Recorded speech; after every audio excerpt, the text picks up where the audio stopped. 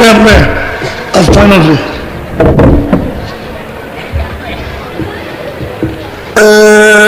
गुरुदेव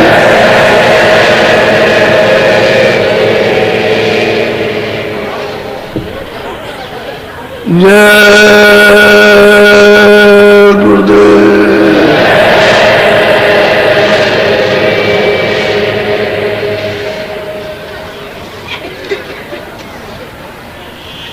जय गुरुदेव नाम किसका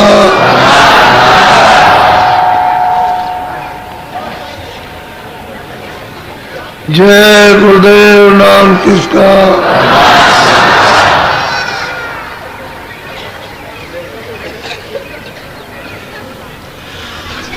आप सब कभी शंका मत करो। जिसका कोई नाम नहीं है उसको भक्त आशिक प्रेमी किसी नाम से पुकार लेते हैं। वो अनाम है, अब अनाम ही रहेगा। एक नहीं 1 अरब नाम रख दो तो उसका नाम नहीं पड़ेगा। वो भक्तों की बुलाने की पुकारने की एक आवाज, इसलिए वो बेनाम है। अब भी है और आगे भी हमेशा बेनाम रहेगा। इसलिए शंका करने की जरूरत नहीं है।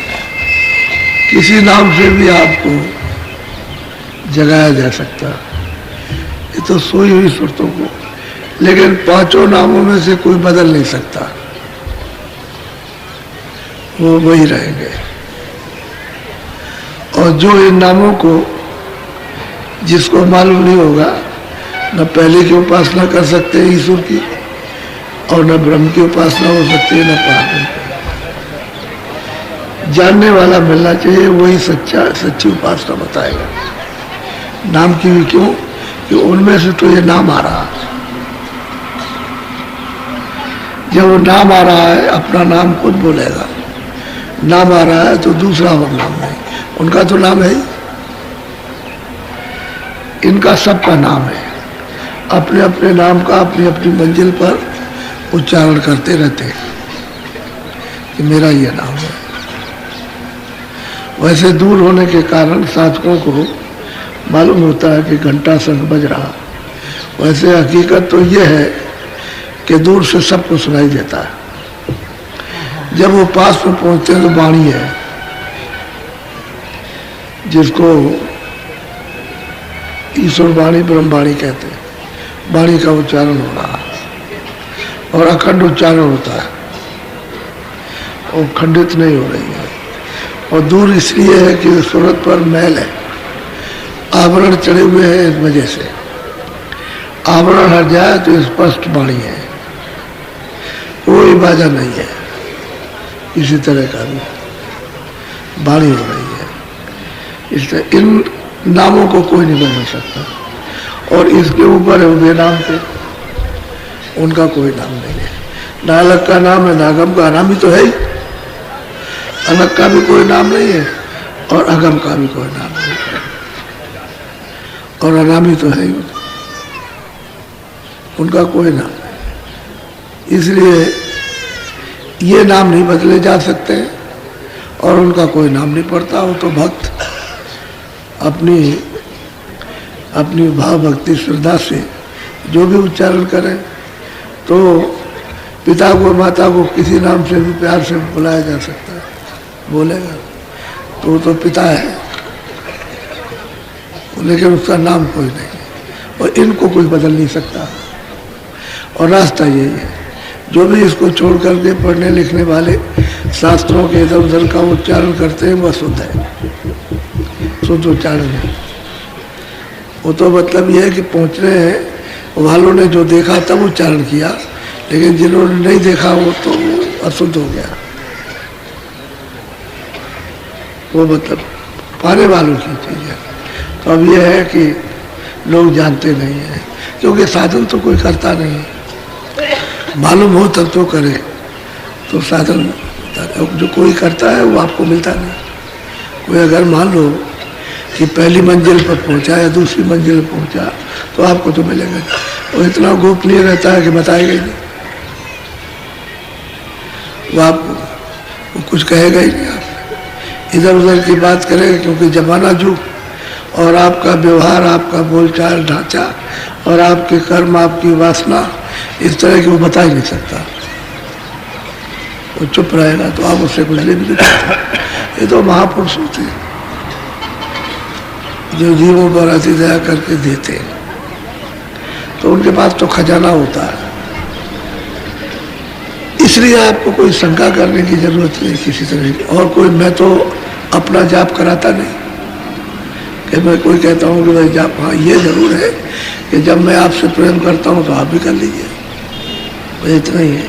उससे ये हो जाएगा कि आप भी आसानी से चले चलोगे और ले जाने वाले को भी आसानी रहेगी। तो प्रेम तो आप मित्र से भी करते हो, जिससे कोई रिश्तेदारी नहीं है और बीच में मिल जाता है तो उसका इतना आपस में प्रेम हो जाता है कि घर बार भी छोड़ के चले जाते हैं।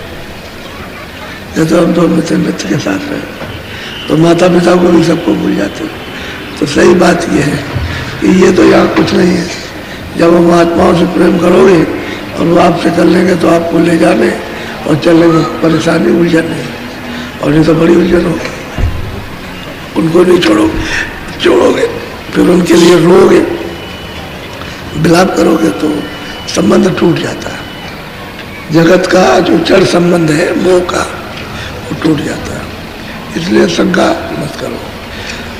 शंका उन प्रेमियों की आपके लिए होती है जो पूरे हो जाते हैं, जो महात्माओं की कृपा से, दया से, जो यहाँ से निकल के और सभी पदों को प्राप्त कर लेते हैं। उनमें आपके लिए शंका इसलिए होती है कि इनका निवारण कर दिया जाए। उनको तो कोई शंका है नहीं, वो तो शंका से रहित हो गए। लेकिन ऐसा प्रश्न करते हैं अपने महापुरुष से, गुरु से, कि वो सबके लिए फिर उत्तर देता है। और जानकार प्रश्न करते हैं, अनजान प्रश्न नहीं कर सकता। वह जान करके जो प्रश्न वही पूछता है जिसकी जरूरत है, सबके लिए फायदेमंद हो, तो सब सोचते फायदा उठाए। इसलिए शंका से तो संसार फंसा पड़ा हुआ, इसी में उलझा हुआ, जरा जरा सी चीज में शंका है। तो आप थोड़ी प्रार्थना करो, अभी तो टाइम है। बोलो, प्रार्थना बोलो। धाम अपने चलो भाई,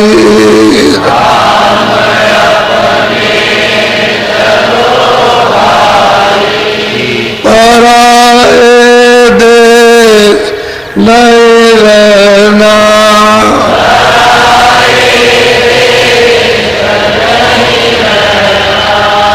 काम अपना करो जाई,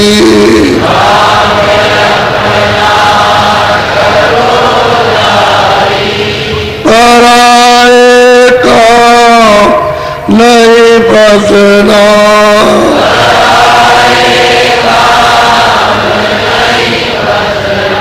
बोलो। नाम गुरु का समाले चले,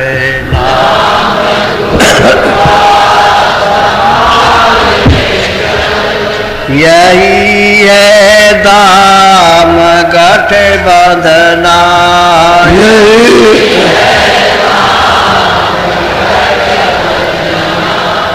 जगत का रंग सब मैला,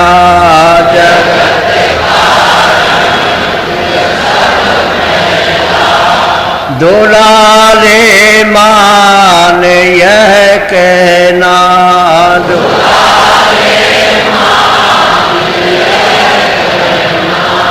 भोग संसार कोई दिन के,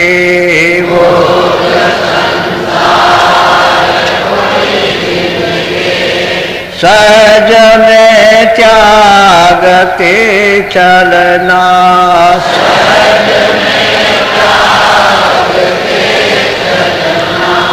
शरण सत्य गुरु गहो दृढ़ कर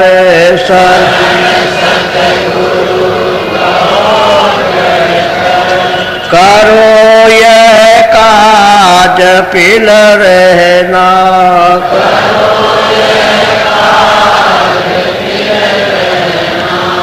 सोरते मन था मैं अब घट में सोरते मन था पकड़े धोने ध्यान घरे गगना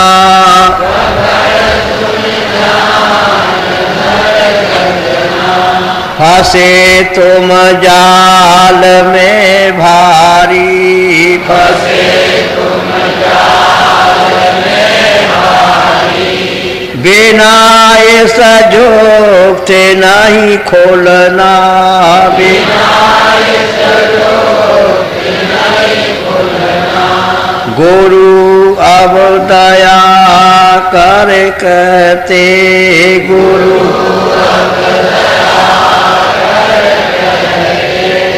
माने ये बात चित धरना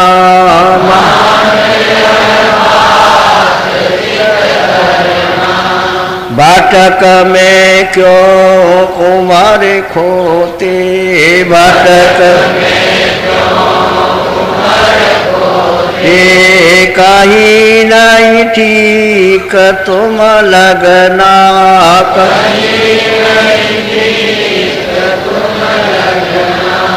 बसो तुम आई नैनन में बसो तुम आई नैनन में सिमट कर एक यहाँ होना से सारा लक्ष्य लंबे लवा वही सिमट करके मन को और सूरत को सिमट करके नेत्रों के सामने आ जाओ। यहाँ बैठक बना लो। जब रोज रोज बैठने लगोगे तो आदत पड़ जाएगी। बैठते अभी तो आपकी आदत ही नहीं है, क्योंकि जब ऐसे आंख बंद करो तो अंधेरा। अब वो कहा जाता है भाई आंख बंद करो तो अंधेरा तो है ही, लेकिन अंधेरे में भी तो थोड़ा सा रुको। तो मन को और सूरत को साथ ही साथ लेकर कहते हैं कि नेत्रों के सामने जो द्वार है, दरवाजा है, वहां बैठक बनाओ। जब बैठक बनने की आदत पड़ेगी तो किस लिए आदत डाली जा रही कि आंख से काम लेने लगो। अंदर की आंख उससे तो काम लेते नहीं हो, तो उसमें जंग मोर्चा, ये कर्मों की कालमा, ये तमाम तरह की लग गई, तो वो बिना महापुरुषों के वो अंजन नहीं मिलेगा। वो जब देंगे तभी उस पर लगेगा। तो गोस्वामी जी महाराज बहुत धीरे से कहते हैं, नए दृढ़ दोष में मंजन, यानी नेत्रों में वो ऐसा अंजन धीरे से लगाएंगे कि धीरे से आँख का मैल कट जाएगा। तो दिव्य आँख पर कर्मों का सब बोझा लदा हुआ है, और इसलिए वो आँख बंद है, साथ ही साथ में कान भी बंद है, साथ ही साथ नाक बंद है। तो कहते हैं जब बैठक बनाओगे, फिर महात्मा कहते हैं यार भाई तुम सामने देखो, एक जगह पर तुम मन को रोक करके और दृष्टि को रोक करके देखो तो तुम्हारी दृष्टि साफ हो जाए। वो जो देखने को कहते हैं वो अंजन लग रहा, तो बस जैसे तुम दृष्टि को एकाग्र करोगे, एक जगह टिकाओगे, तो धीरे से वही अंजन उसके मैल को काट देगा, साफ करेगा, तो धीरे से आँख खुलने लगेगी। अंधेरे में फिर वो आँख खुलेगी तो अंधेरे में उजाला शुरू हो जाएगा। उजाला होगा तो अंधेरा तो सब मिट जाता है, अंधेरा फिर नहीं रहता है। ये सारा का सारा ये आकाश दम दम जम जम चमकता है, इतना शुद्ध और साफ हो जाएगा। फिर इसमें कोई भी चीज रखो, कोई भी परमार्थ का कोई भी धन रखो, सब रखा रहेगा, खराब नहीं होगा। और जब तक इसमें कूड़ा कचरा भरा हुआ इन कर्मों का, तब तक ही गंदा है। कोई चीज रखोगे फट जाएगी, क्योंकि रख ही नहीं सकते हो। तुम्हारे काम तो आएगी नहीं। स्थिर रहे तब तो तुम्हारे काम आ जाए, और उसमें कैसे स्थिर हो सकते? डालिए बर्तन में खराब नहीं दूध डालो तो तुरंत खराब हो जाता है। और दूध में एक बूंद अगर कहीं नींबू का अगर पड़ जाए तो दूध पूरा खराब, चाहे इतना दूध हो, फट से फट जाएगा। इसी तरह से खराब दिनों पर जब दया मिलती है तो उसे परिचय नहीं मिलता, परिचय नहीं होता उसका। लेकिन अगर साफ हो जाए तो फिर दया का परिचय मिल जाता है। तो वो समझता है कि मेरे ऊपर कृपा हो रही, दया हो रही। तो कहते हैं कि तुम यहाँ नेत्रों में आकर के बैठक बना लो रोज रोज की, और फिर यहाँ जो अंधेरा है उसमें तुम इस तरह से आँख से कान से काम करो तो तुम्हारा साफ हो जाएगा और वो खुलेगा। भाई हम भी गए थे, हमको तो एक महीने हमने तो 18 घंटे तक लगातार किया, हमको तो कुछ नहीं किया। 18 घंटे तुम में से कोई नहीं कर सकता। 18 घंटे 24 घंटे इतना किया, और तो मतलब ये करते रहे, और एक महीने तक कुछ नहीं पता चला, जरा भी नाम निशान को भी कि कहीं से कोई भनक आए या मतलब कोई चीज़ हो तो हताश छोड़ दें। और जरा भी मन में वो नहीं था, और यही सोचते थे कि हमारे ऊपर बोझा लदा हुआ, इसकी वजह से ऐसा हो रहा। तो सत्संग तो इतना गहरा नहीं सुना था, लेकिन 2, 3, 4 दिन सुना, उसी से अपने को मतलब यह है कि तो कहते लगे रहे लगे रहे लगे रहे लगे रहे, और करते रहे, छोड़ा नहीं। वो 18 घंटे में कभी नहीं हो सकती है, उसमें लगे रहो, कभी भी दया होगी तभी हो जाएगी। ये तो अपना भोग है, अपना भार है, जो किया साफ हो जाएगा तो दया हो ही जाएगी। तो जरा सा भी कमजोरी यानी नहीं आई, लगे रहे, आखिर में लगे लगे दया हो जाती है, कृपा हो जाती है, तभी दया होती है। रात्रि को अर्धरात को ये मथुरा में एक घाट है, तो लोग कहते थे यहाँ उसमें एक गुफा बनी हुई है, उसमें चुपचाप रहते थे। तो बहुत दिनों के बाद जान पाया, चुपचाप 7 दिन की रोटी इकट्ठी ले आए, उसको टांग दिया और पानी में भिगो करके बस उसको एक रोटी खाई, नमक वमक कुछ नहीं, उसे भिगो के खा लिया। और तो बहुत दिन के बाद पता चला कि कोई यहाँ कोई बाबा है, वो भी कभी कभी किसी समय पर दिखाई दे। तो कहने का मतलब ये है कि गुफा में बैठे थे और गुफा में दिन हो गया, यानी सूरज निकल आया। अच्छा, आँख खुले तो रात और दिन हो गया, आँख खुली है तो दिन हो गया। तो इतना ये क्या हो गया, ये एकदम बाहर निकले आए, गुफा से बाहर आ गए कि दिन हो गया, दिन दिखाई दे रहा है। और जब वहाँ आए तो जब इधर देखते हैं तो इधर रात है, तारे दिखाई दे रहे हैं, और दिन हो, गुफा में जाओ फिर दिन। फिर भगे स्वामी महाराज के पास और वहाँ गए, और जा करके फिर पूछा उनसे, कहने लगे हाँ ऐसा होता है। फिर समझाया, एकांत में बैठ करके बताया, फिर जो भी समझाना था उनको समझाया, और उनकी दया हुई, समझा। कहने का मतलब यह है कि साधक को दरवाजे में बैठ करके हताश नहीं होना। और आप तो 2 मिनट भी नहीं करते, कहते मैं 10 मिनट 15 मिनट थोड़ा बहुत ध्यान भजन तुम किया करो, तो तुम 2 मिनट भी नहीं करते, फिर तुम्हारा मन कोई 1 सेकंड भी साथ नहीं देता। तो दया तो घाट पर मिलती है, वहाँ तो आपने इंतजारी की नहीं कुछ भी, तो उनमें बैठे ही नहीं, वहाँ न मन को थोड़ा रोका और न दृष्टि से कोई काम किया, ना कानों से। तो कुछ जो करते हैं, तो मैं तो और बात तो छोड़ो, मैं अपनी खुद बता रहा हूँ अपने। अब ये गुरु महाराज गृहस्थ आश्रम में, तो वहाँ सब लोग रहते हैं, तो वहाँ तो इतनी जगह नहीं कि वहाँ रहे। तो 2 दिन मतलब ये कि सत्संग सुना, किसी दिन 3 दिन सुना, और भाग करके कहीं चले गए, वहाँ बैठ करके किया। तो असल में चीज़ ये है कि सत्संग तो जरूरी है, फिर कितनी भी दूर जाए तो सत्संग की इतनी चाह कि सत्संग सुन लें, तो भाग करके फिर चले जाए, फिर सत्संग सुने और फिर चले जाए, और फिर सत्संग सुने और फिर चले जाए। जब इच्छा हो तभी भाग गया, और फिर 2 टाइम 3 टाइम 4 टाइम सत्संग सुना और फिर चले गए, फिर जाए और फिर किया जाकर। तो जब लग गई, जब लगन लग जाती है किसी काम में, वही काम सुविधाजनक हो जाता है।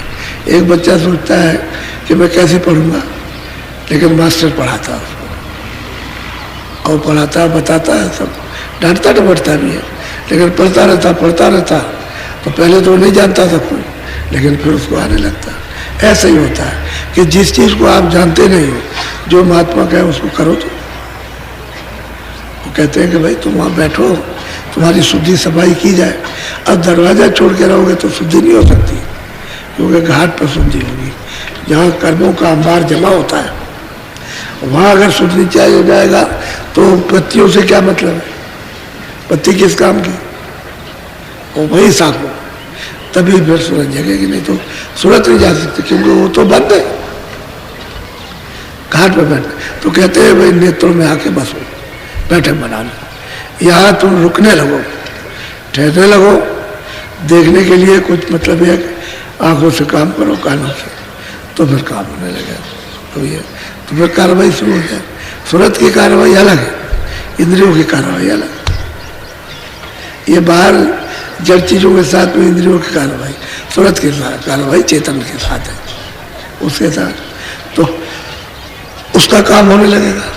अब यह तो बहुत प्यार से अनुभवी सोचते हैं, क्योंकि अनुभव नहीं होगा तो आपको कैसे बताया जाएगा? न करने का अनुभव, गिरने का अनुभव, चढ़ने का अनुभव, हर चीज़ का जब अनुभव होगा कि ऐसे गिरते हैं, ऐसे चढ़ते, ऐसे जाते, ऐसे होता है, ऐसे नहीं होता, ऐसे बंद हो जाता है, इस तरह से फिर चालू हो जाए, ये अगर नहीं देखेंगे तो आपको क्या बताएंगे? वो तो खुद भोगी होते हैं, खुद उस चीज़ को जानते हैं। ऐसा नहीं होता। अच्छा, और सबने बताया, कोई एक का नहीं, सभी का है। बोलो, हाँ चलो सत्संग करो आप। श्याम तज सेत को गहना श्याम,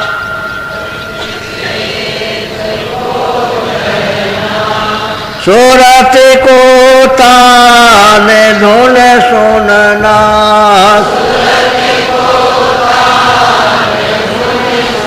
अब वो साधक को बताते हैं कि भाई थोड़ा सा रोके रहो, और शाम के बीच में सफेदी के बीच में श्याम, कहते हैं इसको बराबर एक टक मतलब ऐसे करके देखते रहो।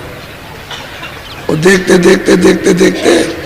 गगन में तारा चमकेगा, उसी को देखते तारा वो अकेला चमकता। पहले आकाश तो दिखाई देता, लेकिन खाली तारा चमकता। जैसे सुबह एक तारा निकलता है, ऐसा तारा चमकता, उसमें चमक बहुत है, रोशनी बहुत रहती है, बड़ा तेज रोशनी का होता है, और उसमें सफ़ेद रोशनी रहती है। तो जब वो चमकेगा तो गगन में उसी के देखने पर, दृष्टि ठहरने पर गगन में तरह तरह की दुनिया सुनाई देने लगती है। वो यही से ये उसका परिचय है।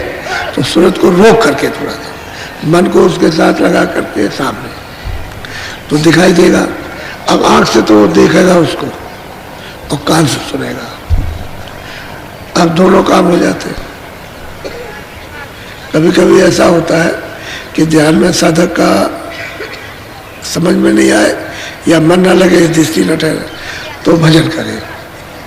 तो भजन में धुनी सुनाई जब देने लगती है, और जब भजन में उसमें रत होता तो दिखाई देने लगता, क्योंकि धुनी में प्रकाश है और प्रकाश में धुन आ रही है।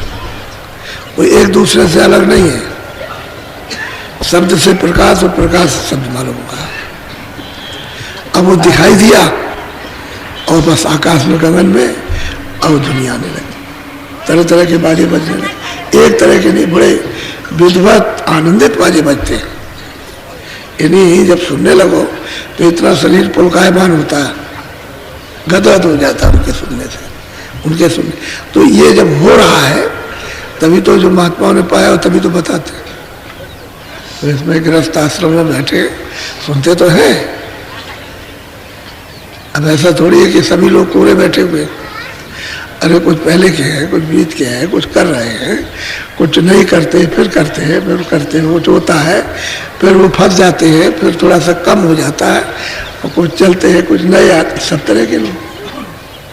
ये तो सत्संग है, इसमें सब तरह के लोग आते हैं, चलते हैं।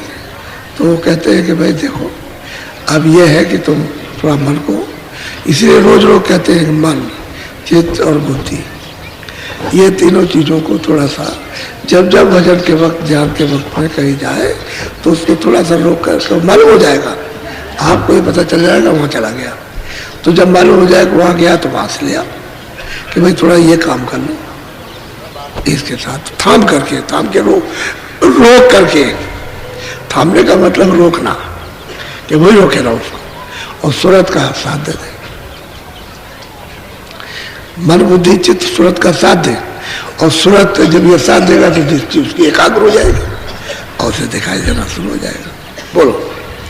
बांक के द्वार धसे बैठो, बांक के द्वार धसे बैठो, तेरे कोटि जाय कर लेना।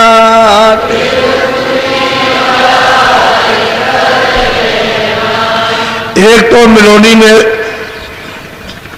जब शुरू में साधक साधना करता है तो मिलोनी में, अरे मतलब है गंदगी में सफेद और श्याम आता है, लेकिन वो श्याम सुंदर है, वो तो सैदल कमल, वो तो श्याम सुंदरी है। वो सैदल कमल में उनकी बैठक है। बैठक का मतलब उनका महल है, बहुत ही अति सुंदर उनका महल है, उस पर विराजमान है। लेकिन किसी ने कुछ कहा, किसी ने कुछ कहा, अब वो मतलब ये है कि वर्णन किया कि भाई उनका महल ऐसा है, इस तरह का, या उनका दिवालय ऐसा है जहाँ वो बैठे हुए हैं। एक प्रमाण दिया साधक को बताने के लिए कि उसमें इस तरह का है और ऐसी ज्योत जल रही है। तो ज्योत खाली नहीं, उनमें तो रूप है, उनका स्वरूप है, उसमें आँख भी है, कान भी है, नाक, बाकायदा रूप है। लेकिन ये मनुष्य शरीर नहीं है, वो सूक्ष्म शरीर है, उसमें 10 इंद्रियां नहीं है और ये पांचों तत्व उसमें नहीं है। उसमें तो मन बुद्धि चित्त और शब्द स्पर्श रूप का, इसका वो शरीर है उनका। अच्छा, वो भी पर्दे में बैठे हुए हैं, पर्दा तो उनके ऊपर भी है, क्योंकि जब नीचे आए हैं तो ये कपड़ा सबको पहनना, तो ऊपर त्रिकुटी में जो कपड़ा पहना वो तो उन्होंने भी पहना, वो भी पहन के बैठे हुए। वो शब्द स्पर्श रूप रसगंध उसका कपड़ा पहन के बैठे। और जब यहाँ आए हैं यहाँ पर, तो यहाँ सैदल कमल में जगजीत में बगैर इसके रचना नहीं हो सकती, तो यहाँ बैठ गए। तो श्याम सुंदर है, बहुत ही खूबसूरत, बहुत सुंदर उनका मतलब है वो शरीर जिसमें है। लेकिन यह है कि वो ज्योति की तरह से, उसका प्रभाव दूसरा नहीं है। कहते हैं ज्योति चल रही है उनकी, दूसरा लेकिन रूप है उनका। कहते हैं जब इसको तज कर, इसके परे तो इनका रूप है, इनका बस ये, जब वो प्रसन्न होते हैं तो ऐसे कर देते हैं तो रास्ता हो जाता है, तो सुरते इसी रास्ते से निकल जाते हैं। तो गोस्वामी जी महाराज की जब इधर से सूरत उधर निकली, तब वो उधर मैदान में खड़ी हुई। बहुत बड़ा चौक है, मैदान का, वो चौक का, चौक जैसे होता है कि आंगन का चौक, मैदान मतलब ये। कहते वहाँ खड़ी हुई तो उस मैदान में उन्होंने उस पार जा कर के सब देखा, सब तो ऊंचा स्थान है, यानी स्वाभाविक बात है कि ऊपर जाइए तो नीचे छोटा होता चला जाएगा, ऐसे होगा। तो जितने ऊपर जाइए उतने यहाँ नीचे सब सिकुड़ जाएगा। अब वहाँ सैदल कमल के लिए अमेरिका, चीन, जापान, ये सारा का सारा जो भी खंड है वो मतलब बिल्कुल सामने दिखाई देते, ऐसे सामने में, इधर उधर नहीं, बिल्कुल छोटे से दिखाई देते, ऐसे देखिए। तो वहाँ से तो कोई दूर है नहीं, लेकिन आपके लिए दूर, इस शरीर के लिए दूर हो गया, और वो लिंग शरीर और वो सूक्ष्म शरीर के लिए दूर नहीं है, वो तो सामने ही है, वो तो बिल्कुल ऐसा है, यहाँ ये तो ऐसा हो जाएगा, यह इसलिए कहते हैं कि भूल की रचना है, कोई रचना बड़ी नहीं है, वहां के लिए तो कुछ भी रचना नहीं, अब यहाँ के लिए शरीर के लिए बहुत बड़ी चीज, इसके लिए ये बात है असली। तो कहते हैं कि भाई तुम उसको जब निकलोगे बाहर तो उधर में रास्ते फिर मिलेंगे ऊपर जाने के, बड़े बड़े पहाड़, ये सारे संसार के पहाड़ एक तरफ रख दिए जाए तो वहां के ढीले की बराबर, जैसे इतना ढीला होता है ऐसा, ऐसे बड़े बड़े पहाड़, बहुत विशाल विशाल पहाड़, यानी उनको देख करके तो आदमी चक्रित होता है, ऐसे ऐसे पहाड़, तो रूखे सूखे नहीं है, बड़े रस भरे, बहुत सुंदर सुंदर पहाड़, यानी उनकी सुंदरता अति ज्यादा, वो सहजल कमल से ज्यादा सुंदर था। तो कहते हैं कि वो उस पर सुरते जा नहीं पाती, फंस जाती, वहाँ की सुंदरता में, वहाँ के दृश्यों में, वहाँ जो होते हैं उनमें आनंद है, तो वो बस आनंद लेने लगती तो वही रुक जाती, उनकी इच्छा ही खत्म हो जाती है उधर जाने के लिए, इसलिए वो ब्रह्म नहीं मिल पाता। अब ब्रह्म का जो भेद जाने तो ऊपर नीचे ऊपर चढ़ा के ले जाए, ऊपर चढ़े, ऊपर चढ़ते चले जाइए, चढ़ते चले जाइए, फिर नीचे उतरिए, फिर टेढ़े जाइए, फिर इधर से जाइए, तब जाकर उन घाटियों में होकर के, तब मतलब ये जिस पर वो लंकपति रहते हैं तब उनका दर्शन होता है, साक्षात्कार होता है, नहीं तो ऐसे ऐसे बिना विधि के कोई जा नहीं, कि उस रास्ते में जाएंगे, जानते ही नहीं, जब वो जानेगा नहीं तो क्या जाएगा उस रास्ते पर। तो इसीलिए गुरु की जरूरत पड़ती है कि उन रास्तों को जिसने देखा हो वो ले जाए। बहुत रुकावटें इन्हीं देखने की, वैसे रुकावट नहीं कि तुमको कोई मारेगा पीटेगा ये, लेकिन इतनी रुकावटें हैं कि आप उसको छोड़ के जा नहीं सकते। एक दफे उसके देखने से, आनंद लेने से गुरु को भी झटकार देते, इसको देख लेने दीजिए, ऐसा होता है। तो ऐसा टेढ़ा मेढ़ा रास्ता है, वैसे तो यही सही आपको मतलब ये है कि भगा दिया जाएगा, जब आँख खुलती है और स्वर्ग वैकुंठ जब नजर आते हैं तो इसी में इतनी पूर्णा होती है कि आगे न जाए, यही रहे इतना। और फिर वो माया बैठी है, हिलोर पैदा कर देगी, तो उधर तो गिराने का कोई साधन नहीं है, लेकिन यहाँ गिर जाएगा फट से, यहाँ फंस जाएगा, यहाँ जड़ पाया में, इसमें फंसता है। तो गुरु की हर जगह बचाने की जरूरत है, नहीं साधक अपने आप वो रिद्धि सिद्धि पा करके और रख सकता है, वो तो अलौकिक धन है, वो तो महात्मा ही महापुरुष होते हैं जो साधकों के इतने अथाह धन को हजम कर लेते, उबलने नहीं देते, नहीं तो जो कहे वही हो जाए, जो भी कहे वही होता है। अब वो साधकों का सब अपने हाथ में लिया कि किसी को शराब दे दे, किसी को कुछ कर दे, किसी को कुछ कर दे, तो सब कुछ अपने हाथ में रखते हैं, उसे पता नहीं होने देते, चीज तो उसके पास है लेकिन उसको नहीं मालूम होती कि हमारे पास कुछ है।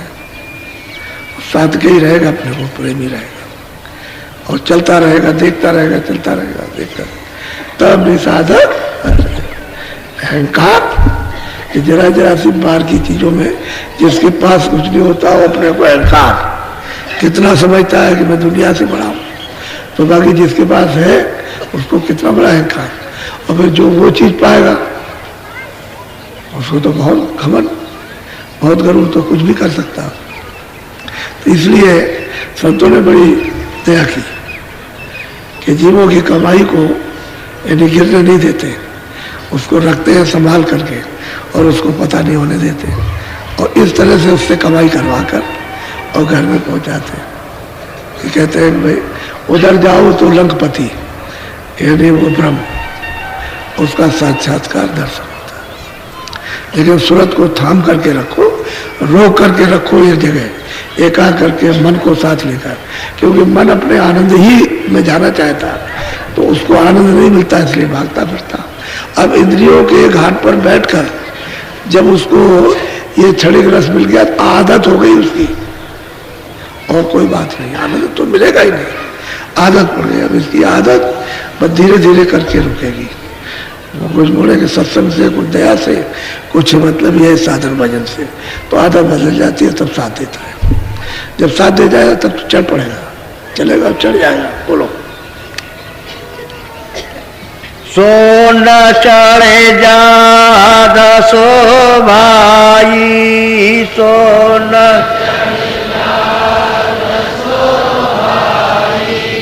सूरत से मान शरणाना। अब ये चढ़ाई सब शब्दों ही किया है, दूसरी कोई चढ़ाई नहीं, सब शब्द ही पर चढ़ के जाना। यदि सब जगह पर सर्वत्र वहां शब्द ही शब्द है।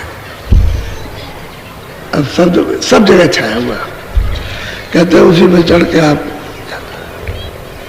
सब कहते हैं कि भाई सुन की तरफ शब्द में सवार होकर के सूरत जब शब्द रूप हो जाती है तो व्यापक हो जाती है, पार में व्यापकता प्राप्त हो जाती है सर्वत्र, सब जगह पर, कोई जगह छूटती नहीं। तो सूरत शब्द रूप हो जाती है, लेकिन शब्द रूप होते हुए भी सूरत को स्नान करना है, उस मानसरोवर में उसमें नहाना है। नहीं वहां के बल को और वहां के प्रकाश को, शब्द को वो फिर बर्दाश्त नहीं कर सकेंगे। यहां उसको व्यापकता का आसन हो जाता है। अब वो शब्द रूप हो जाती है तो सब इन बखेड़ों से निकल गए, कोई शरीर उस पर नहीं, वहां मन भी नहीं है, वहां बुद्धि भी नहीं, वहां चित्त भी नहीं, वहां अहंकार भी नहीं, कुछ नहीं, गुणातीत हो जाती है। लेकिन सब खेल शब्दों का है, जो कुछ भी रचना वहां सब शब्दों की है, वहां दरिया भी शब्दों के, वहां बड़े बड़े तालाब शब्दों के, वहां पहाड़ शब्दों के, सूरज चांद सितारे शब्दों के, जो वृक्ष वहां के, बाग बगीचे बड़े बड़े, मतलब यह है कि करोड़ों करोड़ों मीलों के, वहां सब शब्द ही का खेल है, शब्द की रचना है। और इतने इतने बाग बगीचे उसमें सुरतें विहार करती है उन बाग बगीचों में। और अब वहां का हाल ही अगर वर्णन किया जाए तो कागज, पोता, पाथरी, ये जितने भी कलम है, स्याही है, नहीं मिलेगी। ऐसे ऐसे बाग बड़ी बड़ी बुलंदी रखते हैं, और फिर उनके एक एक चीज का वर्णन किया जाए तो हो ही नहीं सकता। क्या होगा? सुरतें सिर्फ देखती है, तो शब्द है और शब्द की संरचना है। यहाँ मिलोनी में आया, वही शब्द जो है उस गंदगी में आ गया, इसलिए आपको उसका अनुभव नहीं हो पाता। जब निखालिस होगा तो पूरा अनुभव होगा। बोलो। महासुन चौक अधियारा,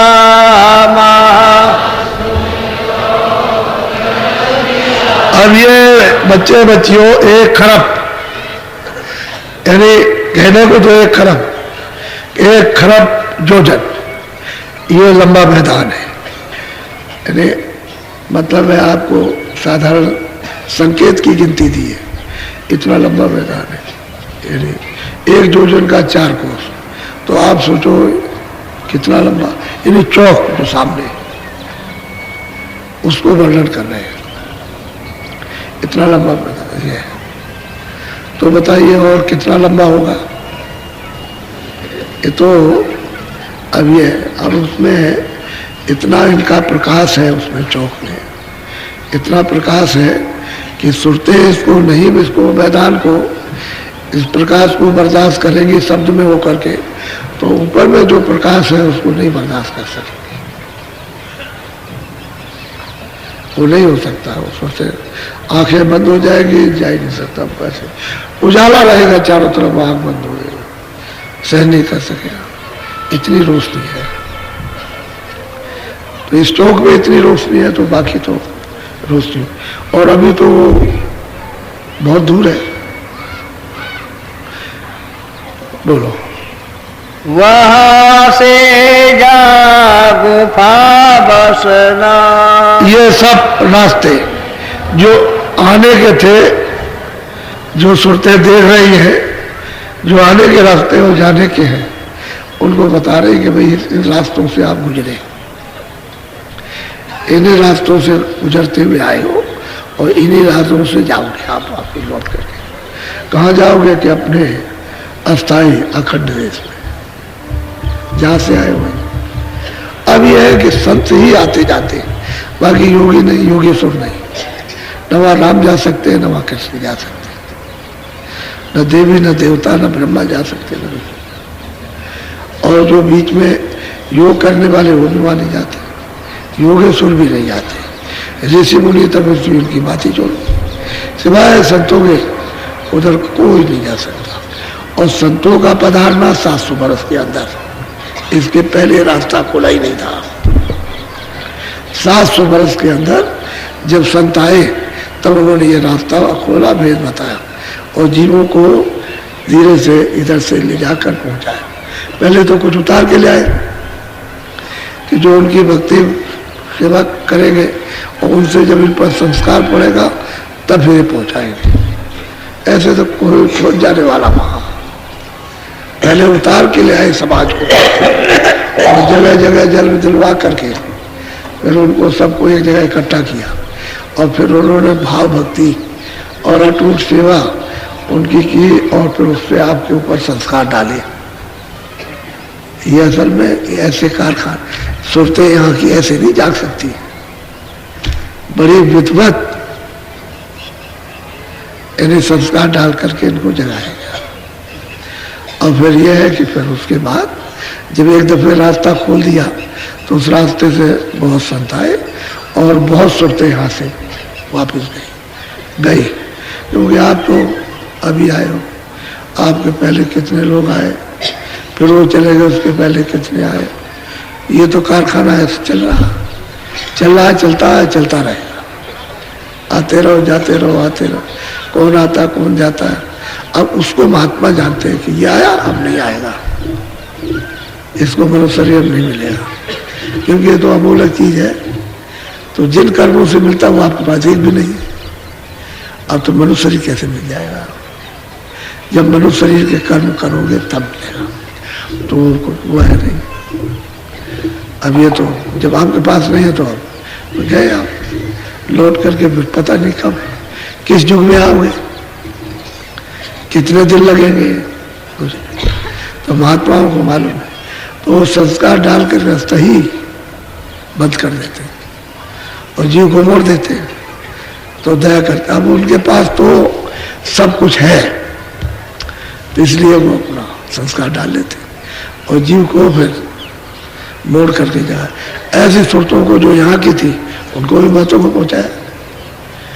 वो तो जो आई थी वो तो काम किया और लौट गई, और जो यहाँ की जगह है उनको फिर संस्कार डाल दिए। अब वो तो ऐसा संस्कार छोड़ दिए कि बहुत दिनों तक जीव जागते चले जाए, ऐसा संस्कार छोड़ो। बोलो उसको लो।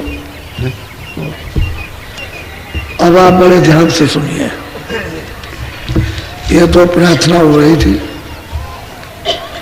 कि धाम अपने चलो। बोलो। आरती गावे सेवक तेरा, सांस भर मने चित को। ये सेवक आपका आरती जो भेद बताया, जो आपने, ये सेवक है आपकी आरती करना चाहता, आपकी भेद की आरती। क्यों कि जहां जहां आप बैठे हुए हो ये आरती करना चाहता है, लेकिन संशय जो भरम ने घेर रखा है कि ऐसा होगा कि नहीं होगा, होगा कि नहीं होगा, यही संशय और क्या। आप कहाँ हैं, क्या है क्या नहीं है, ले जाएंगे कि नहीं ले जाएंगे, ले जाएंगे, ये संशय भरम और कोई संशय भरम और क्या। लेकिन ये संशय उसका है, उसका तो खत्म हो गया, उसके पास कोई संशय नहीं है। जो सेवक पूछ रहा है, प्रश्न कर रहा है कि हम आरती करना चाहते हैं, उसमें कोई संशय नहीं। अब वो जो सुनते हैं जो इधर से जगाई जाएंगी उनके लिए कि इनके संशय भरम को भी मिट दीजिए, ये दया कर दीजिए, कृपा कर दीजिए, क्योंकि इन्हीं ने तो घेर रखा, यही तो उधर जाने नहीं देती, तरह तरह की शंका संशय पैदा हो जाता है। तो इसके बंधन से निकाल दीजिए, इसके कोटे से, इसका घेरा है कोट, उससे निकाल के अलग कर दीजिए तो कोई संशय भ्रम न हो, सीधी सूरत चली चले। प्रार्थना कर रही है सूरत, बोलो।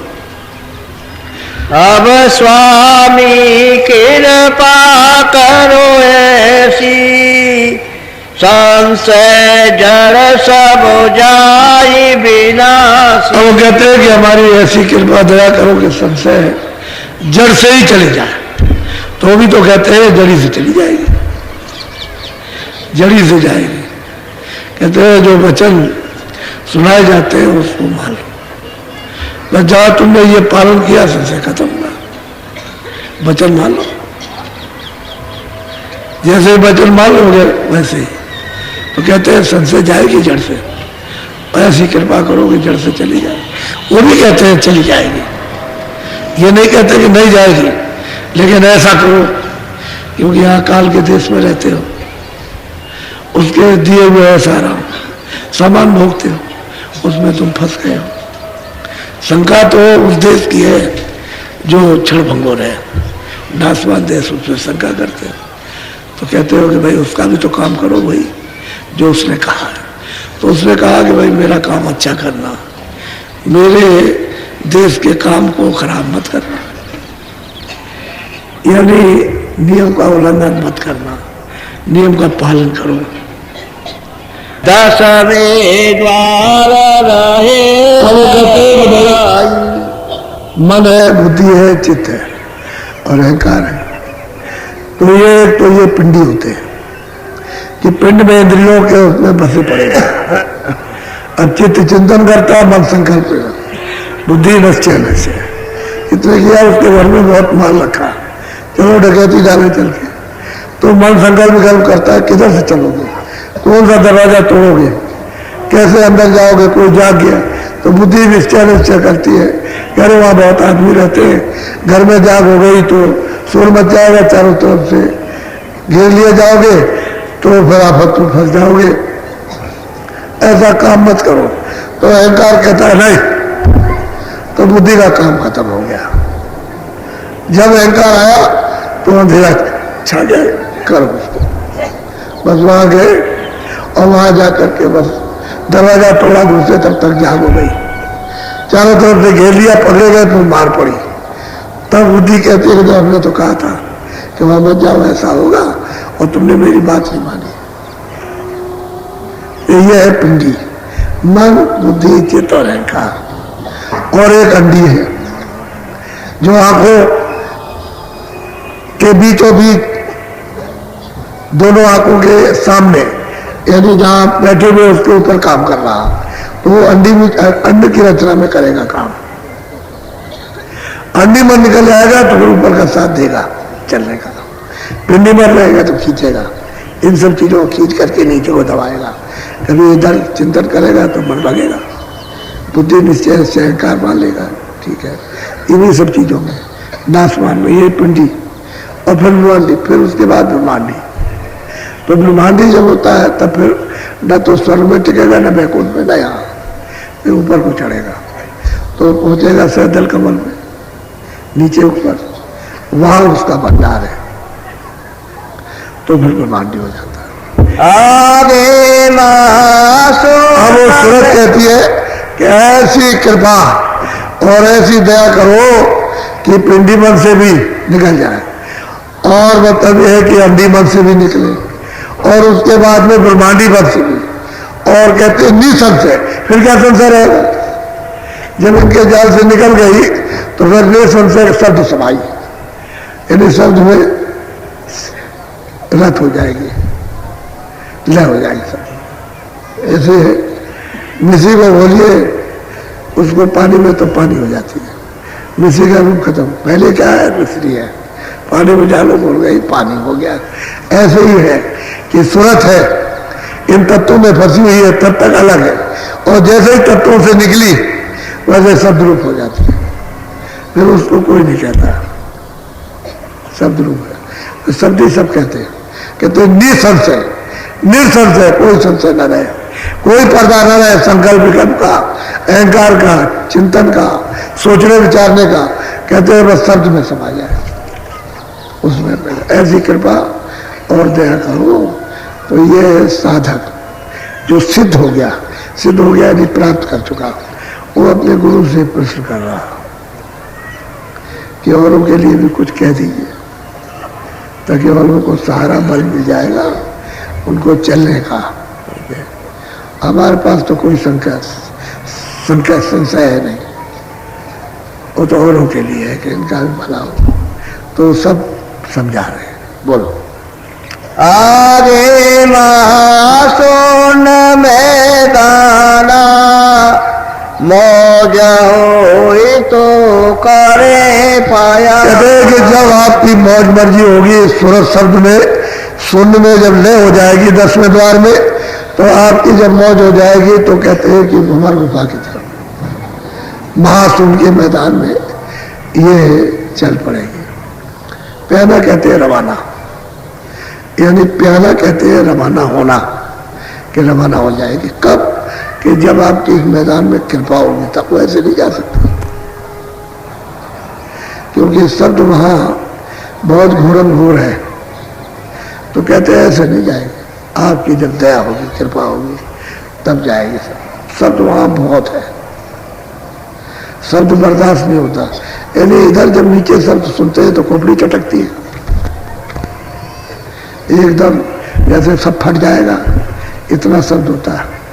सब महात्माओं ने कहा इतना जोर का होता है शब्द कि वो बर्दाश्त करते करते करते करते ही कर सकता है।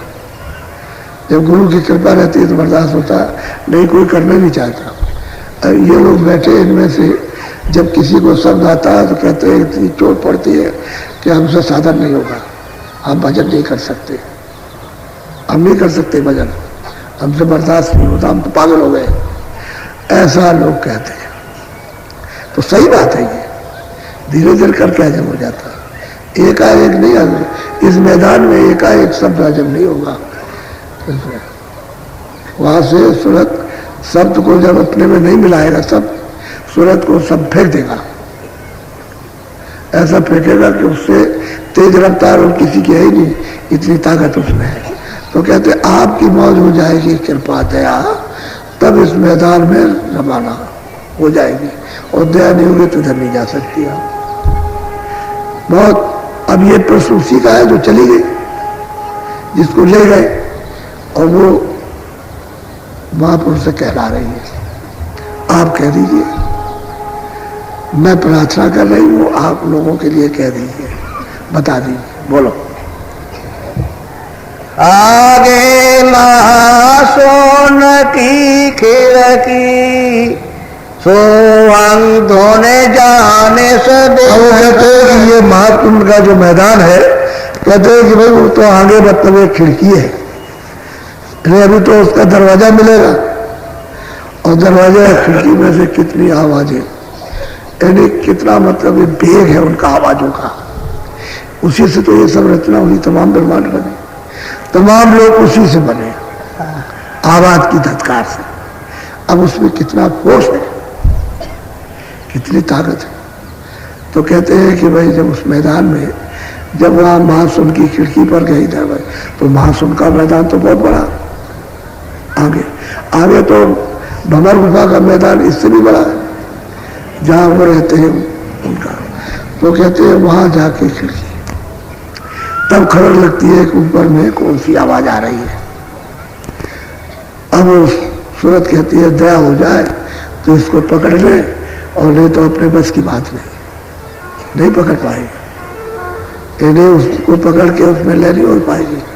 अब कृपा होगी, दया होगी गुरु की, तो हो जाए। अब हर जगह गुरु की जरूरत पड़ेगी। अब वह देख रही है कोई अंधेरा नहीं है किसी तरह का भी, इन सबको पार कर दिया है, और बिल्कुल एकदम से लंबे लबाब निकट पहुंच गई है, लेकिन फिर भी दया की भीख मांग रही है कि दया के बिना नहीं हो सकता। हाँ, ता जाए कर आनंद पाऊं, आगे की फिर सूरत चरा। कहते हैं कि वहां जब पहुंच जाए सूरत, तो फिर वहां के आनंद को और वहां के उन सब चीजों को बर्दाश्त करे, हजम कर ले, नहीं हजम हो सकता है। वो हजम होने वाली चीज नहीं है, देर में हजम होती है। ऐसे कोई चीज आपको मिल जाती है, 100 रुपए मिल जाए तो बौखलाता है, और 1000 मिल जाए तो बाजार में धोती खोलता फिरता, और जिसको करोड़ मिल जाए पता नहीं क्या करता, वो हजम नहीं कर सकता। और ये तो अगाध धन है, इसको मिलेगा दया हो जाएगी, दया हो जाएगी तभी होगा, ये बगैर दया के नहीं हो सकता। तो कहते हैं कि वहां आनंद, वहां सात नाम सत शब्द ठिकाना, चौथा पद सोई शांत कहते भाई वहां पर जब पहुंच जाएंगे बाबा गुफा में तो वहां से सत्य देश की खबर आ रही है, सतलोक में जाने की, जहां सतपुरुष विराजमान बैठे हुए। इतने बड़े बड़े महलों के बुर्ज हैं, यानी बड़े बड़े लंबे चौड़े, जितना आपका सारा भूमंडल, सारा वैकुंठ का 14 भवन, सारा ब्रह्मांड, और उसके बाद में वो ब्रह्मलोक का और पारब्रह्म का, महाकाल पुरुष का, जितना भी है उनके एक एक कमरे, तो कमरे कितने अनंत हो। तो ऐसा सतपुरुष का महल बिना सतपुरुष का शोभा अगम अपार, ऐसा महल है उनका। कहते हैं कि वहां से खबर आ पड़ती है। अब ये कहते हैं बिना दया के उसमें नहीं प्रवेश हो सकते, आपकी कृपा, आपकी दया हो जाएगी तभी जा सकेंगे, नहीं तो नहीं जा सकते। बोलो। हर्षण शोभा कही न जाई, खोरस चंद्र सूर छवि। कहते वो जो भंवर गुफा में जो स्वयं पुरुष है, जो श्वेत सूर्य, उसकी महिमा दी जाती है, यहाँ के और बीच की, यहाँ की नहीं। वही कहते हैं कि खोरस, एक मतलब है वहां के हंसों का, कहते हैं वहां के 16 सूर्यों के बराबर है,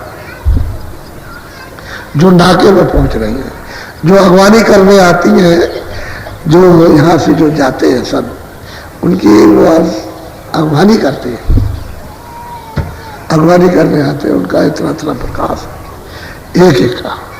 तो कितने अगवानी करने आते हैं, उसका कोई शुमार नहीं।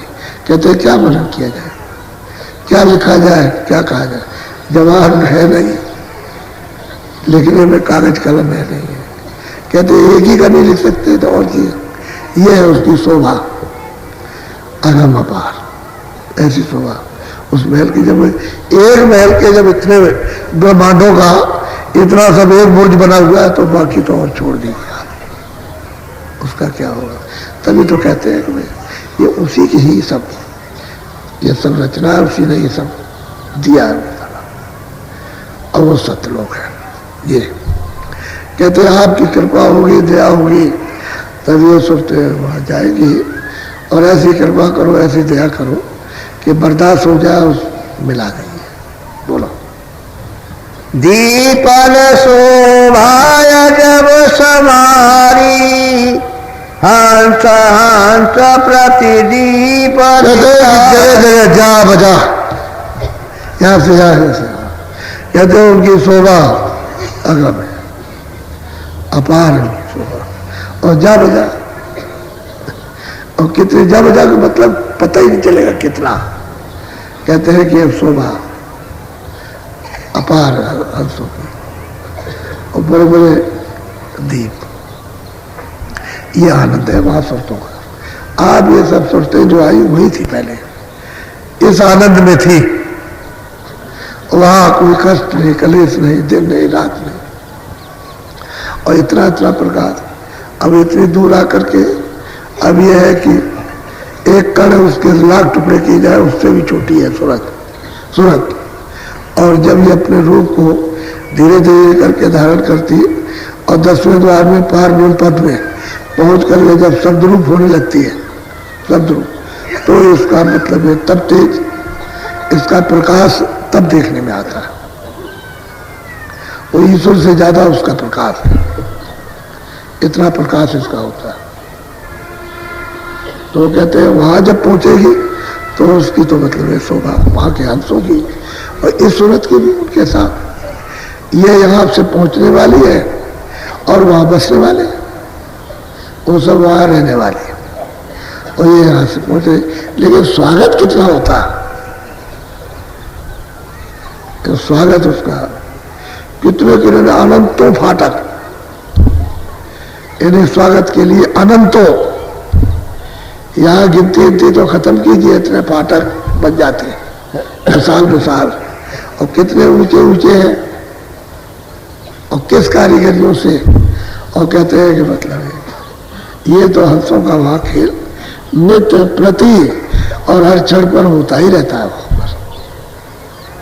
बोलो अमी कुंड जा भर रहे भारी, पुरुष दरस का करे भाई वो तो अमृत के कुंड बड़े बड़े मतलब ये महासागर भरे हुए और वहां उसमें मतलब अमृत पुरुष का दर्शन होता रहता उस पुरुष का।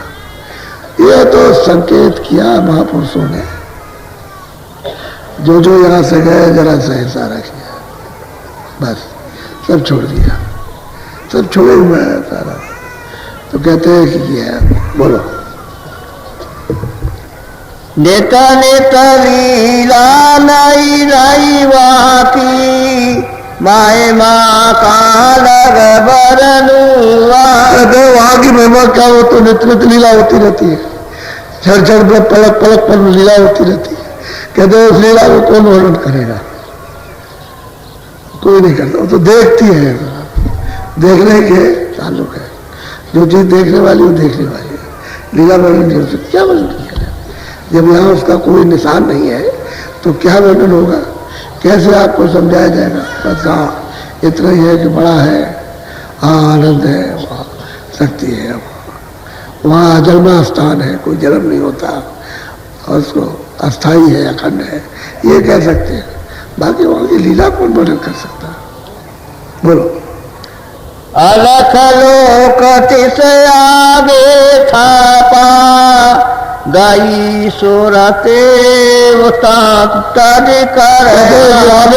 ये तो यहाँ हो रहा, ये तो कुछ नहीं है, तो इशारा मत, यहाँ तो बहुत कुछ हो रहा सत्य देश में। आगे कहते हैं अलख लोग, उनका न कोई नाम बताया, अलख लोग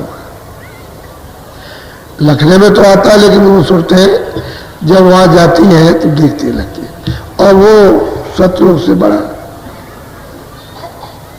है, लेकिन उनका कोई नाम नहीं है, अलग लोग कहते हैं। सूरत जो यहाँ सब कुछ बात करती है, कहते हैं वहां कुछ नहीं। अब वो चली वहां जाकर, अब क्या वहां अंश नहीं रहते क्या, अरे वहां सुरते नहीं थे, खचाखच मारी हुई सुरतों का तो वहां कहते हैं सागर ही है। ये जो वहां से आई उनका वो सागर है, वहां वो तो अथाह अपार है। बोलो सूरत चली आगे पगधारा, अगम लोक को जाई निहार। जब अलग लोग हुए, अलग को उसका दर्शन, तो फिर आगे चलते चलते चलते चलते तो कहते हैं हम अगम लोक में गए, और वो अगम लोक को निहारा ने देखा, खूब देखा, और अगम पुरुष के दर्शन किए अगम पुरुष। बोलो अगम पुरुष की शोभा न्यारी, कोटिन खरब सूर उजिया। कोटान कोट खरब, अरब नहीं खरब, उनके कहते हैं एक एक रूम में प्रकाश। कितने रूम होंगे, कहते हैं कोटान कोट खरब, इतना प्रकाश है। अब उसके क्या उपमा दी जाए यहाँ के लिए, यहाँ तो कुछ है ही नहीं है भाई। हाँ। अब ये बिना महापुरुषों के बिना पहुंचे हुए नहीं हो सकेगा। वो तो जो यहाँ से आदि तक पहुंचेगा और आज से यहाँ आएगा वही ये कृपा करेगा, बगैर दया के नहीं मिल सकता। बोलो। आगे ताके पुरुषयना, वो कहते हैं कि उसके आगे कितना दूर चलने पर कहते हैं वो पुरुष है ना, उन्हीं की ओर से अगम पुरुष, उन्हीं की ओर से अलग पुरुष, उन्हीं की ओर से सत्पुरुष स्थापित हुए। और ये नीचे गया वो सत्पुरुष के मौज मर्जी से ही विस्तार हुआ। अब यह है कि वो तो उसको कह भी नहीं सकता, वो तो अकह और कहना सुन से न्यारा अनादि पुरुष है, वो तो अकह, वो नहीं कुछ हो सकता। वो तो सुनते जब वहां पहुंच जाएंगे तो बस कह नहीं पाती, सब चुप हो गई। इतने भी है वो तो अकह। हाँ, संत बिना वायो न जाई, संतन निज घर वह ठहरा। वो तो संतों का घर है और बगैर संत के वहां कोई भी नहीं गया। ईश्वर भी नहीं जा सकते, ब्रह्म भी नहीं जा सकते, पार भी नहीं जा सकते। बाकी और ये तो जा ही नहीं सकते, बाकी और लोगों की तो छोड़ दीजिए आप। कोई संतों, वो संतों का निजस्थ घर है, वहीं से आते हैं और वहीं जाते हैं। अब यह है कि ये कलयुग ही में है, इसलिए उन्होंने कहा है कि कलयुग के समान दूसरा कोई भी जो प्रभु की प्राप्ति के लिए नहीं है। ये सबसे सुलभ युग आया, क्योंकि इसमें भेद खुल गया, नाम का रास्ता जीवों को मिल गया। अब इनको चाहिए कि उनके पास जाए, ढूंढ खोज खाज करके जो इस रास्ते से जाता आता है, जो अपने घर में पहुंच गया और वहां से आ रहा है, ऐसा मिलना चाहिए। और खोजोगे तो मिल जाएगा, ऐसा नहीं कि नहीं मिलेगा। खोज होनी चाहिए, तलाश होनी चाहिए, प्यास होनी चाहिए मालिक से मिलने की, कि कहाँ छुपे हुए हो, कैसे मिलोगे, तो उसका कोई ना कोई बहाना मिल जाएगा, जरिया मिल जाएगा, सिलसिला मिल जाएगा, कोई मतलब किसी का साथ हो जाएगा, पहुंच जाओगे वहां तक। और जब तक तो सूरत सब तरह से यदि सुरतों की शंका को दूर करा लेती है, उसके पास क्या शंका, हो तो कृपा से पहुंची गई, वो तो पहुंच गई और सामने प्रश्न करके सब शंकाओं को दूर कर रही है। कहते भाई तुम ऐसे करो, ऐसे करो, इस तरह से करो, ऐसे करो। अब आपको नामदान ठहरो, नामदान दिया है, रोज बैठो। अभी तक आप शाकाहारी नहीं रहे थे, लेकिन अब से शाकाहारी। कोई आपके ऊपर दबाव तो नहीं डाला कि आपके ऊपर जुल्म कर रहे हैं। अरे भाई प्यार से समझा रहे कि अब शाकाहारी रहना, अब आहार शुद्ध करो, जिससे मन बुद्धि चित्त शुद्ध कर दिए जाए। अब गंदा आहार मत करो, और बीड़ी तंबाकू को आप पी लो, लेकिन नशीली कोई ऐसी चीज को पियो जिससे कि बुद्धि पागल हो जाए। यही तो है और क्या, और कौन सी चीज आपके हित के लिए तो कहा, आपके लाभ के लिए। वो तो बहुत सम्मान जीवों का करते हैं, कोई ऐसी बात नहीं कहते हैं जो उसको लगे, उसको वो बात कहते हैं जो उसमें प्यार टपके। तो जीवों को भी समझा, कहा सबने, लेकिन अब जीवों की अगर उल्टी मती हो जाए और मूर्ख हो जाए, किसी की सच्ची बात को न माने, तो अपने कर्मों का ही भोग भोगते, वो किसी को कष्ट नहीं पहुंचाते, किसी को ऐसी बात कहेंगे ही नहीं, वो तो सब बात प्यार की कहते हैं और प्यार से समझाते हैं कि देखो ये काल की बस्ती है, उसने तुमको ले लिया, कर्मों के जाल में फंसा लिया, अब तुम उसका ये उल्लंघन मत करो, उसके अनुकूल चलो, जितना उल्लंघन किया उतना छोड़ दो, अब मत करना, अब है वो काम करो जो उसने आदेश दिया, तो उतना हम साफ कर देंगे, सफाई कर देंगे तुम्हारी, आगे नहीं करना। अब आप उनसे प्रार्थना करो कि हमारा जो हमने किया उसी को साफ कर दीजिए, हम नहीं करेंगे, तो कहो तो कम से कम, कहते भी नहीं हो और गुमसुम रखे रहते जमा और करते रहते, फिर भी नहीं बताते। और वो कहता रहता कि भाई तुमको तकलीफ होगी, ये भोगना पड़ेगा, तुम फिर रोगे चिल्लाओगे और फिर बाद में नहीं बनेगा, इसलिए तुम कपट की भट्टी जमा मत करो। उनके आगे साफ खोल के दो कि गलती हो गई, आप नहीं करेंगे, अब दया कृपा कर दिए, बल दे दीजिए, कहो तो कब से।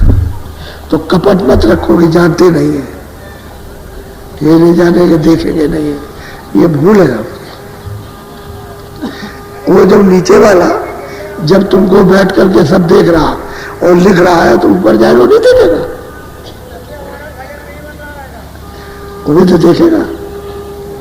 इसलिए आगे मत करो और रोज दरवाजे पर बैठो, दोनों आंखों के सामने आकर, यहाँ अंदर में बाहर के कान आंख बंद करके मन बुद्धि को चित्त को यहाँ रोक कर सूरत के साथ में फिर यहाँ बैठो, पहले बैठक बनाओ और फिर वो कहते हैं सामने देखो, ऊपर को सुनो, तो जरा सा गौर से सुनने लगे और गौर से देखने लगे।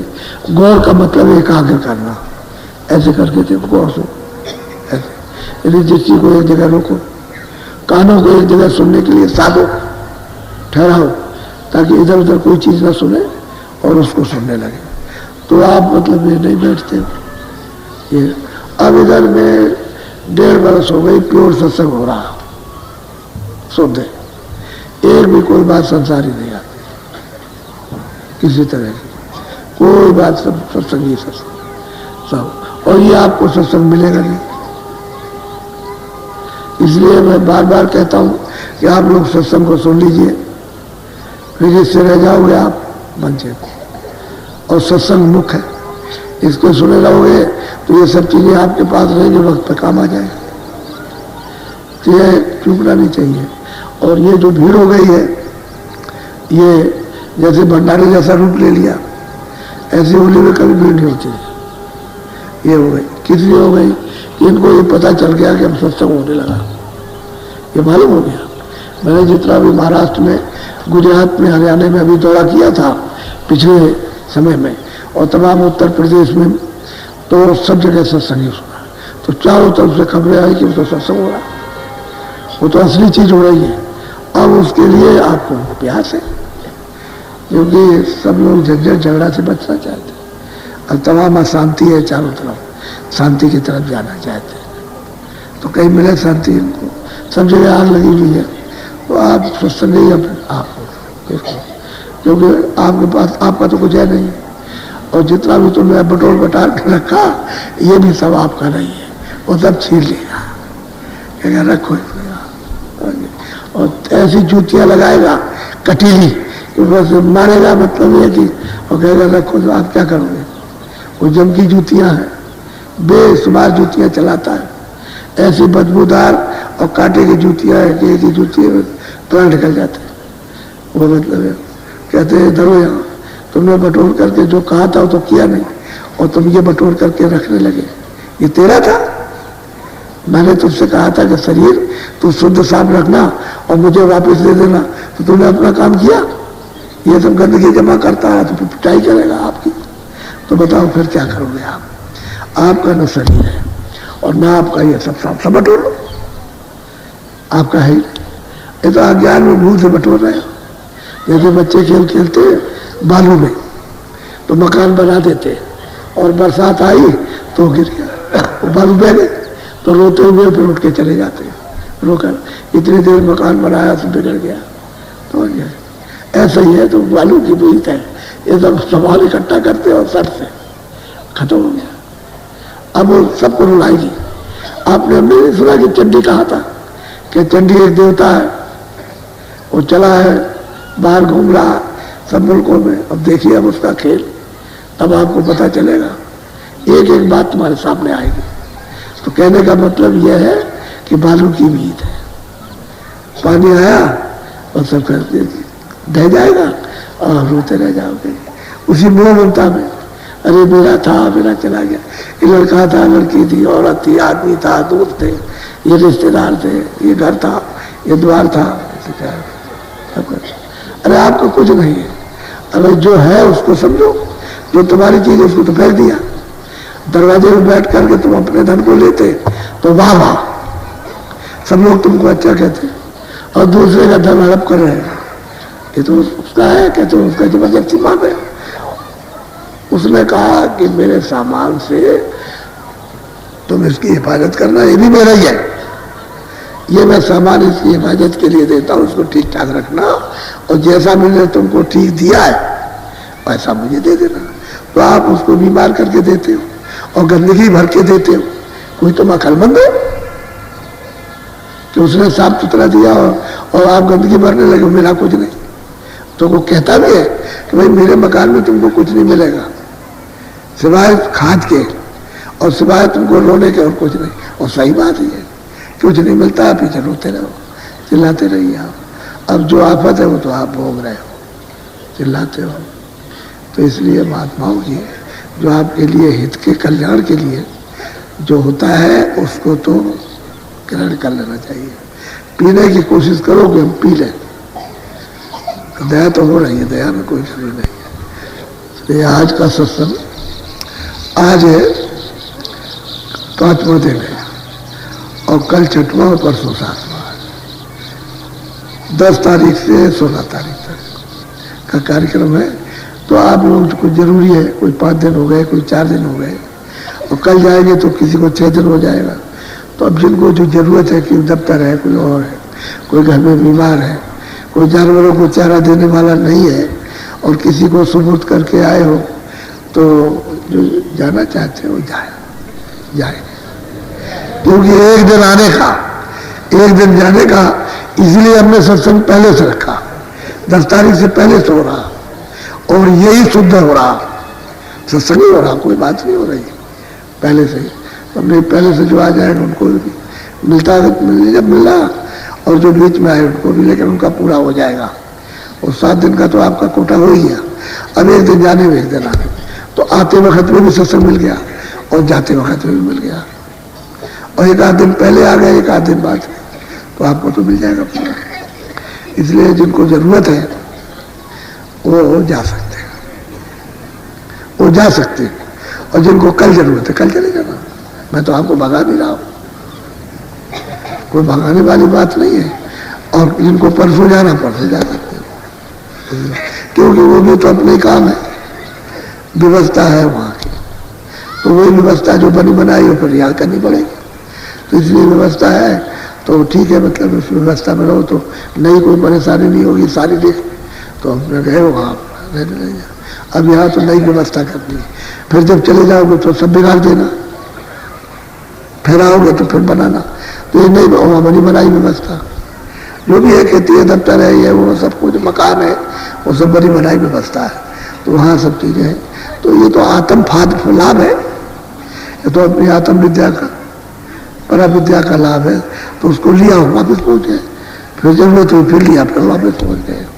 तो आओ जाओ ये तो लगा ही रहेगा, तो आना जाना तो लगा ही रहेगा। क्यों? बीमार हो, बीमारी की दवा लेने के लिए तो आना ही है, क्योंकि कल्याण करना है तो बीमारी लगी हुई है, इसलिए तो हमारा कल्याण हो रहा। तो दवा तो महापुरुषों के पास में कल्याण की है, हमेशा देते रहे, उन्होंने तो इनकार नहीं किया, लेकिन लेने वाले ले लिया, नहीं चाहते थे और रखे रह गए, दे भी दिया तो रखे। आपने उससे कोई काम ही नहीं लिया। अरे भाई जब आपको रास्ता बताया तो तुमने जब भजन ध्यान सुनने नहीं किया तो रख ही दिया, अब वो रख के भूल गए। अब 10 साल के बाद जब याद आएगा तो कहोगे वो तो मैं भूल गया हूँ, मैंने तो लिया था। तो तुमने तो कुछ नहीं लिया और रख दिया, भूल गया, अब तुमने कुछ किया भी नहीं, तो तुमको क्या मिलेगा? तब तक पता नहीं शरीर तुम्हारा ठीक रहे ना रहे, कोई रोग लग जाए, अंधे हो जाओ, बहरे हो जाओ, कुछ न कुछ। तो ये सब चीजें तड़ातड़, इंतजार नहीं करना चाहिए, जल्दी जल्दी मतलब है कि अपना रोग आके अपना काम करना चाहिए कि इसमें फंसे रहोगे इसी में। बोलो जय गुरुदेव।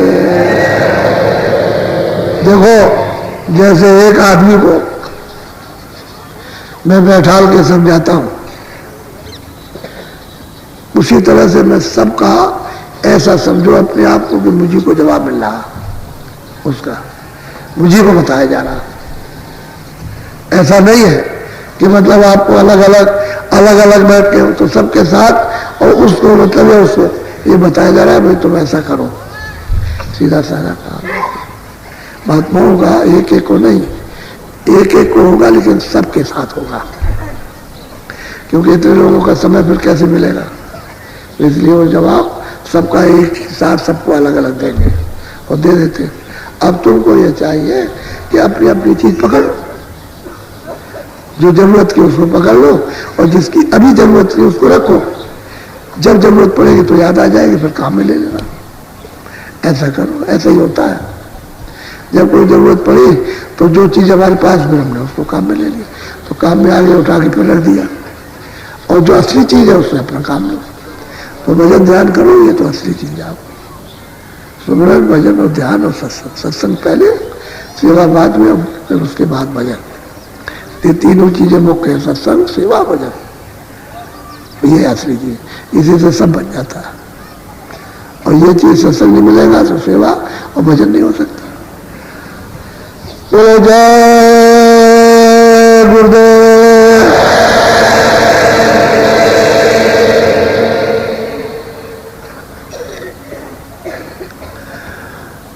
आज शाम को गोस्वामी जी महाराज ने जो औरतों को काशी में जो उनके पास आई उनको दिया, तो उनके बारे में कुछ आपको सुनाएंगे कि उन्होंने उनसे क्या प्राप्त किया, क्या पाया उन्होंने। ऐसा मत समझो सबको कलयुग में अधिकार मिल गया, स्त्रियां भी भजन करेंगी, पुरुष भी करेंगे। स्त्रियों का भजन अपने पास रखो, पुरुष अपने पास, इनका उनका कुछ नहीं, अदला बदला कुछ नहीं होगा। अपना अपना कमाओ, अपना अपना रखो। और कलयुग में स्त्रियां भी पार और पुरुष भी जा सकते हैं। पहले युगों में ये नहीं था, स्त्रियों को आदेश था कि तुम लोग भजन कुछ मत करो, तुम्हारे जो पति जो करते हैं उनकी सेवा करो, उसी से तुम्हारा काम होगा। पहले ये था। तो स्त्रियां कुछ नहीं करती थी, वो पुरुष करते थे। जो भी उम्र का एक हिस्सा अपने आराधना में देते थे आत्म कल्याण के लिए, उसमें से हिस्सा उनको मिल जाता था कि वो उनकी सेवा करते। अब ये कलयुग नहीं, कलयुग में सब नियम बदल गया, महात्माओं ने बदल दिया। अब स्त्री को भजन करना उतना ही, पुरुष को उतना ही करना, और अपने अपने भजन से पार हो। और दोनों को महात्माओं के पास जाना, दोनों को रास्ता लेना है। ऐसा नहीं कि मतलब यह है कि वो दोनों के लिए, तो कलयुग में नियम बदल गया। पहले युगों का दूसरा नियम था, इसलिए नियम के अनुसार जो बदल गया उसके अनुसार करो आपका, तो जल्दी काम होगा। इसलिए देवी को भी ले आओ, ये तुम्हारा टांग पकड़ के खींचेगी, समझ गए, वो चलने नहीं देगी। वो टांग पकड़ के उसको भी ले आओगे, और देवी आए तो पुरुष को भी ले आओ, नहीं वो खींचेगा, वो बड़ा मुश्किल होता है, तो उसको भी ले आओ। फिर साथ में बच्चे भी ले आओ, तो फिर संस्कार पड़ जाए। बच्चों का अच्छा संस्कार पड़ेगा तो आप उनको समझोगे मेरे बच्चे अच्छे और मेरे मतलब यह है कि काम आते हैं। और नहीं तो संस्कार खराब पड़ गए तो बच्चे किसी के काम नहीं आएंगे। तो तुम बच्चों के लिए रोगे कि न मेरे काम के रहे, न औरों के रहे, तो बिगड़ गए। तो बच्चों पर तो संस्कार अच्छा पड़ने चाहिए। तो पुरुष भी आओ, देवी भी आओ, और साथ ही बच्चों को भी ले आओ। उन पर जब पड़ जाएंगे ये संस्कार, तो फिर कोई बदल नहीं सकता। ये संस्कार पड़ जाना चाहिए उन पर। और बच्चों को तुम अलग रखोगे तो यहाँ कोई साधु बनाया जा रहा, या बच्चों को बनाया जाता, इसलिए उनको भी ले आओ। ये उन्हें पूछो, हाँ ये ठीक है कि इम्तिहान के वक्त में वो इम्तिहान दे रहे हैं, वो तो ठीक है, इम्तिहान दे दें, लेकिन जब इम्तिहान हो जाए तब ले आओ। जब छुट्टी हो उनकी, एक आध बार उनसे मिला दो, ताकि मतलब उन पर संस्कार पड़े। और फिर वो आपके लिए एक मतलब अच्छे हों कि हमारे बच्चे अच्छे थे, और नहीं खराब हो गए तो तेरा भी नाम बदला, हम अपना तो बर्बाद है। और आगे लोग भी गया पर लोग न था, तो धर्म भी गया और कर्म भी गया, दोनों चले गए। तो दोनों उधर से इधर से दोनों, और फिर 84, तो बताओ फिर क्या हुआ। इसलिए दोनों आए, स्त्री पुरुष बच्चे भी साथ, और साथ वापस जाओ साथ। यहाँ कोई जगह ठहरा थोड़ी लगा रखा, अरे भाई आए और साथ ले गए, आए साथ ले गए। यहाँ किसी को साधु एक को भी नहीं बनाना, क्या करेंगे साधु बना करके? अरे भाई जो घर में रहो भजन करना ही है तो भजन करो, तो वहां दिन में काम करोगे, और जो भी बच्चे होंगे उनकी नहीं हो तो काम करो, और बस उसके बाद शाम को भजन करो। यहाँ ये सब झंझट झगड़ा नहीं, ये तो सत्य है कि आप कोई चीज बिगाड़ना नहीं और उसी में से काम ले लेना। गुरु महाराज सब पढ़ा गए और सब उन्होंने रहने सहने का सब बता दिया सब, इसलिए कोई ऊक चूक नहीं हो सकती किसी तरह की, कि भाई ऊक चूक होगी। तो आप लोग बस सावधानी से सब रहो, मालिक की दया हो रही उसको लेते रहो, जब जब मौका मिले तब तब दर्शन दे दिए।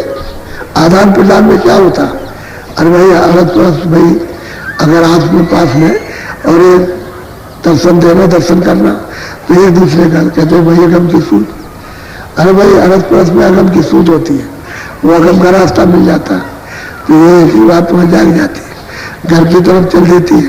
तो कहते हैं मिलते जुलते रहो, दर्शन दो दर्शन करो, अपना भी दो उनका भी करो, दोनों बातें हो जाती हैं। उनको अपना दर्शन दो, आप उनका करो, इसी में तो मिलता है, और इसी में अंदर का रास्ता मिलेगा। तो फिर वो अंदर जीवात्मा से वो दिखाई देगा और उसको ये देखेंगे, ये जो बैठे हुए उसको देखेगा उनको, तभी तो रास्ता चलेंगे। तो बाहर नहीं मिलोगे, अंदर क्या मिलोगे? अंदर से तो बाहर फंस गए, अब अंदर नहीं जा सकते हो बगैर जानकार के।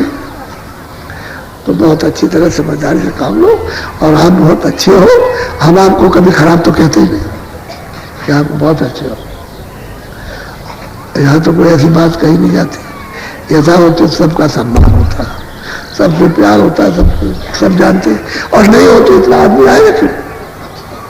ये तो भंडारे में आप देखो कितना, तो जब प्यार होता है सबसे, सब जानते हैं, सबको प्यार करते हैं, आपको प्यार लेना चाहिए उसको। जब सबसे कर रहे तो फिर इसमें क्या है? अब यह है कि कूदा फादी मत करो, खेचा खाची करते हो तो फिर तो बड़ा मुश्किल कर देते हो, तो वो नहीं, झिड़का झिड़की से काम नहीं, सावधानी से बोलो जय गुरुदेव, जय गुरुदेव। सतगुरु सतनाम तुम कोला को परिणाम,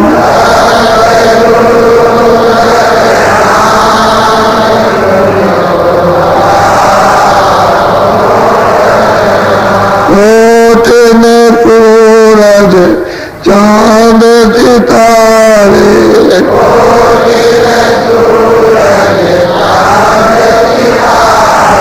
रोम रोम करे उजारे,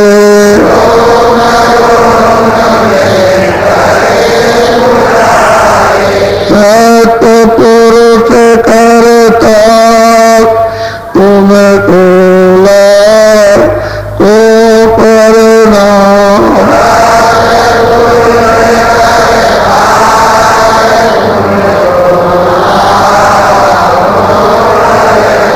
अरे वो सूरज चांद सितारे,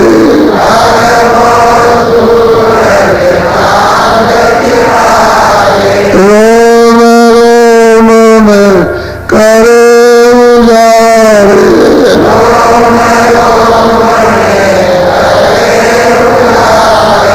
अलग पुरुष करता तुम कोला को परिणाम,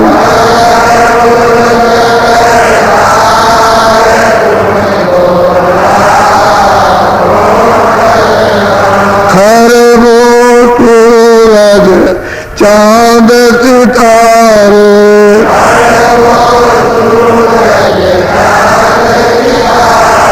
रोम रोम में करे उजारे,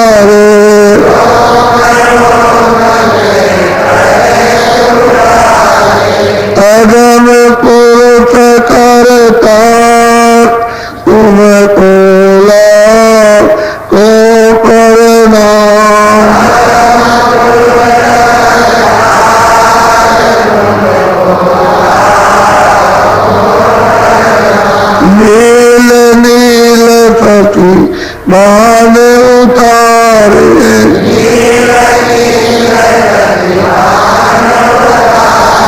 रोम रोम में करे उजारे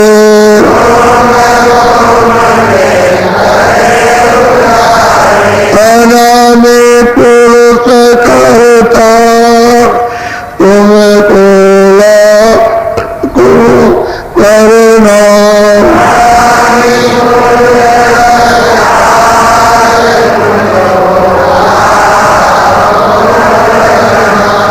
सतगुरु सतनाम तुमको को करना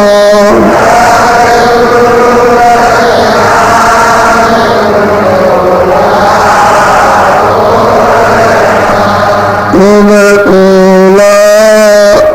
को करना